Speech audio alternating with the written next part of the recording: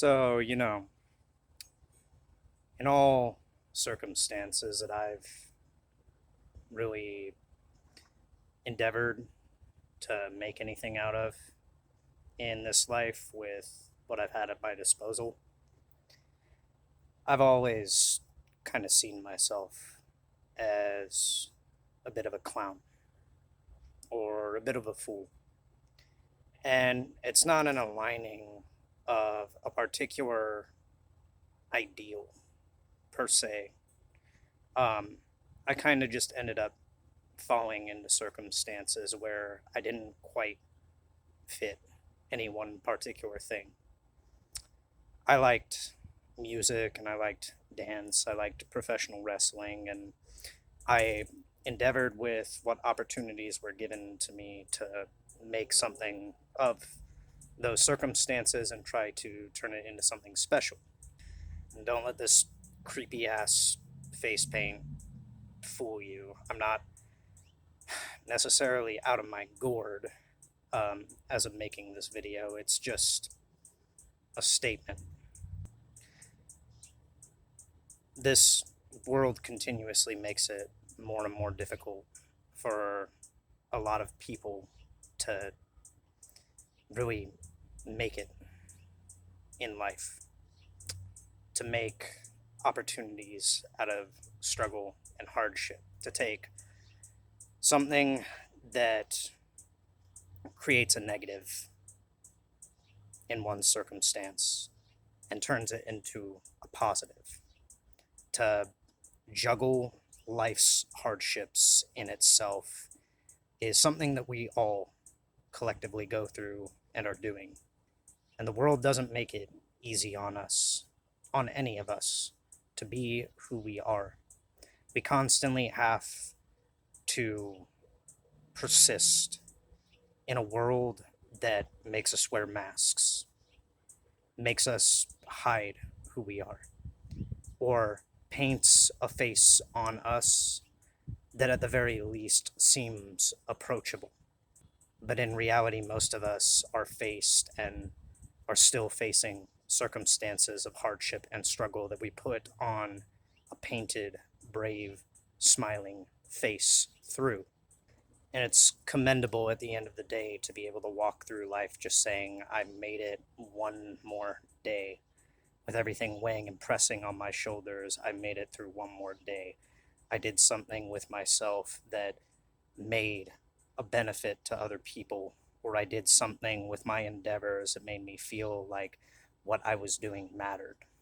I made something happen with that day that ultimately brought something that made another person feel that same inner light shine, flicker, even if for just a moment.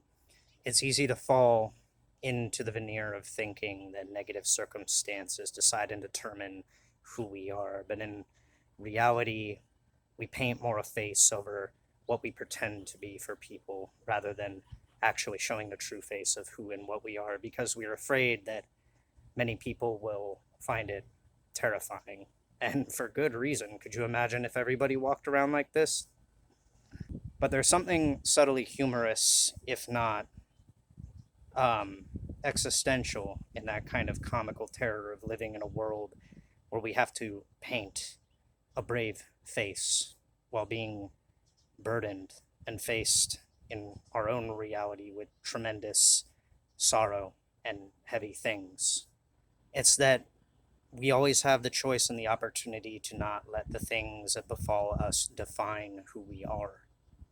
It's that we choose to set and raise the bar of our expectations higher than what the world puts us through. And we teach other people around us to do that as well with our everyday ordinary deeds and actions. What I got out of being a wrestler, what I got out of being a performer, what I got out of being an entertainer was making people see, making people realize that despite my short stature, despite my cartoonish appearance, despite all the kind of comical underpinnings of being an underdog in such a business, in such an industry where it's all about monolithic giants and monsters, the underdog has creative ways of coming out on top sometimes. And if he gets squashed, if he gets flattened, well, it takes a lot of tenacity to even step into that squared circle and put the effort forward to even stand against an opponent, a combatant that has all the odds stacked against you. Life's no different in a lot of ways. It puts us against seemingly impossible challenges and odds, and we stand in the shadow of that. And the majority of us only ever really want to do in life what we think is going to make life a better circumstance, either for ourselves or for the people around us. We're all influenced by this kind of calling, this unique human thing, this nurturing nature within all of us, to see past our subtle differences and know and recognize and understand. Everyone goes through tough times. Everyone goes through hard days. Everyone goes through struggles. And there's a lot of people in this world right now where maybe this might be the last day that they have here. Because some people are not going to make it to tomorrow. And others of us will be around, waiting for our next day to come, waiting for our moment. This world has a little bit of a magic trick at play in itself right now. It's a little bit of a magician's ball and cup trick. It's about keeping your eye on the ball, but not taking your eyes off it to watch the cups spin. Because the reality is the cups are just a distraction. They're three little things blocking where your attention span meets your object of focus. Movement, pattern, and repetition give persuasion over perception, ultimately affecting the outcome of action. And we might think we have the ability to see the speed at play, but what ultimately we lose sight and focus of is when the magician. I got stuck. The magician removes the ball from play entirely. The prize is no longer there. But if we don't see that the ball is not in any of the cups, are the cups really empty? Or are they filled with our passive perception and speculations of what might be in them? No different is the subject-object relation of a lot of the influences at play in our lives. There's a lot of things pulling our attention and focus away from the actual prize of life. A lot of times we think that the prize is something that we uncover, but sometimes just maybe it's the magician giving a little bit of luck to somebody. Maybe sometimes we just get lucky. Maybe sometimes our eyes are just quick enough with their wit and perception to catch the sleight of hand trick at play. It's all just part of the game, though. For the magician, the real trick is getting you to play in the first place, to try to get you hook, line, and sinker to play a role and a part in the chase. Because without another face staring him back, a magician's ultimate trick is that he lacks an audience. So he puts on a spectacle, puts on a show, shows every single angle, sleeves, no sleeves, in, out, above, below. And all it to try to get your perception to slow. Is getting you to participate and play is the one true trick that the magician knows. In this world, a lot of our perceptions are molded and shaped by external circumstances that play upon our development, our growth. They teach us certain things. I, for one, was terrified of clowns, and I had reoccurring dreams and memories and nightmares of being shown the original Tim Curry It way too frickin' early in my life. I didn't shower for a week. I was afraid that eldritch clowns might come out of my drain and try to kill me. So quite ironic that I grow up in a rodeo town with rodeo clowns and I become a little bit of one myself. I enjoy entertaining people and trying not to really show them through what I do and what I believe that I'm ultimately afraid of the worst possible case scenario being what is the end all be all in a potential career path for me. No, I took what was given to me and despite all odds tried to make the most out of it, not for myself, but to show other people that it's the potential that leads to possibility. and anything is possible just so long as you are willing to kind of give a little bit of effort and stand in the face of things that you are afraid of, even if they dwarf you monumentally, and even if they cast tall shadows. As the reality is, this world is nothing but tall shadows sometimes, and it's paths and journeys through different experiences that really lead us to make the story of our lives. And there's a lot of grand stories out there in the world, some kind of unheard, some unsung, some just waiting to become, in my opinion. There's a lot more opportunity out there for very beautiful things to bloom and to flourish into the world, and all that's ever stopping people is really taking their attention away, their focus away from keeping their eye on the ball, keeping their eye on the prize.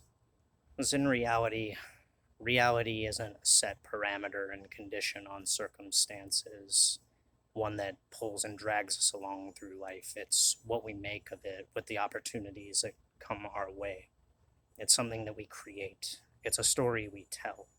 It's a journey that we go through and we walk through regardless of the circumstances that happen and transpire. It doesn't have a set outlier, set of rules and parameters and conditions really that define and determine what our fate and destiny is. These things ultimately, in reality, are already predetermined by predestined minds and mental faculties and parameters drawn within elaborate thoughts of what I can and what I cannot. What I found is it's possible to do anything that you set your mind to. Just don't get caught up in the circumstances and the expectations of it playing out the way that you think it might. It might have a bigger reason, a bigger role, a bigger purpose at large, one not determined and defined necessarily by the circumstances that you ultimately see as your path to some predeterministic destiny.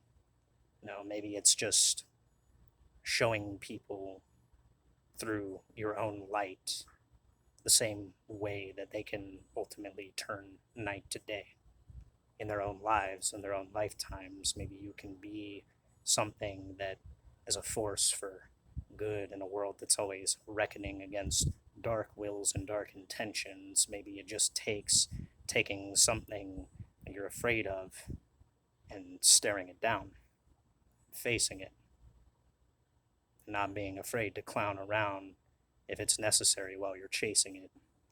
What I found personally is fear sometimes is as afraid of you as you might be afraid of it. Ultimate power play and move on fear that you can make sometimes is to just bow and sit and say, I have the courage and the tenacity to stay in the face of everything you throw my way. Because maybe I don't see these opportunities as just black and white reasons or night and day. Maybe I live in my mind in a world of color, in an ever spinning, spiraling universe of undulating change.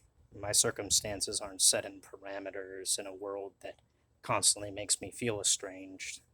Because the things that I dream and the things that I admire ultimately don't come from a singular selfish desire.